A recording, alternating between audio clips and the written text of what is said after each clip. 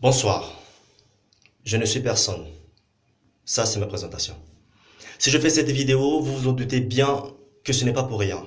Et un grand événement malheureux et très triste qui nous touche aujourd'hui. En cette année 2017, je ne vais pas le répéter, c'est ce qui se passe en Libye. Franchement parlant, je vais parler de deux choses rapidement. Je me permets de montrer mon visage, de faire ceci parce qu'il faut le faire. La raison est là. La cause est là.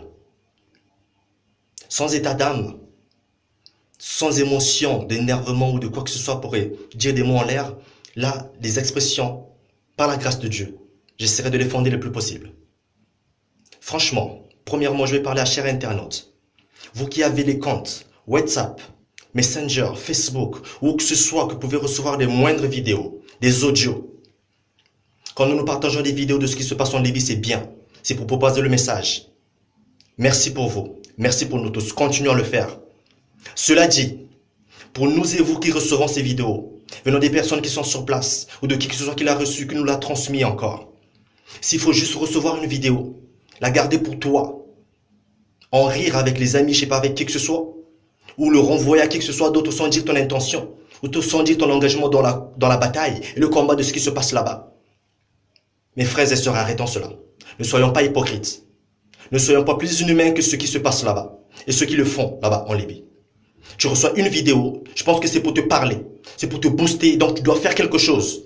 C'est pour ça que je fais ce message. Chers internautes, propagez des vidéos au maximum de personnes à qui ça peut toucher. Et vous qui recevez ces vidéos, réagissez, parlez, dites un mot. Si vous ne voulez pas montrer vos visages, faites des audios. En parlant, les mots parlent plus, ça percute plus. Parlez à ce chef d'État africain. Chers chefs d'État africains, vous voulez qu'on vous appelle les parents, des papas, des mamans, mais franchement, en honneur de quoi? Vous voyez pas ce qui se passe en Libye? Ce sont vos enfants qui sont là-bas. Vos chers concitoyens, comme vous dites, compatriotes.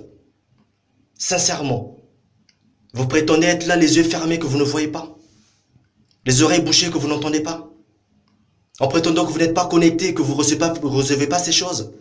Vous n'avez pas des gens qui sont au courant qui vous en parlent. Vous êtes sûr?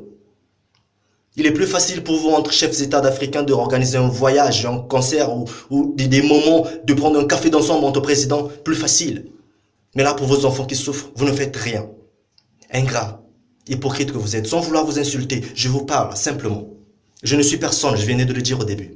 Mais sincèrement, entre la surnoiserie, l'hypocrisie, quand on refuse tous d'être, mais finalement, dans les actions que nous sommes finalement tous, de parler sincèrement, de risquer sa vie et même sa tête pour dire des choses sincèrement, clairement aux gens à qui ça doit parler. Pourquoi se cacher? Faites des choses.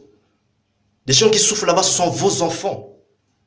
Des personnes devant qui vous êtes tenus, peut-être même leurs parents, en leur parlant que nous arrangerons les pays, nous ferons des choses, les vies seront améliorées.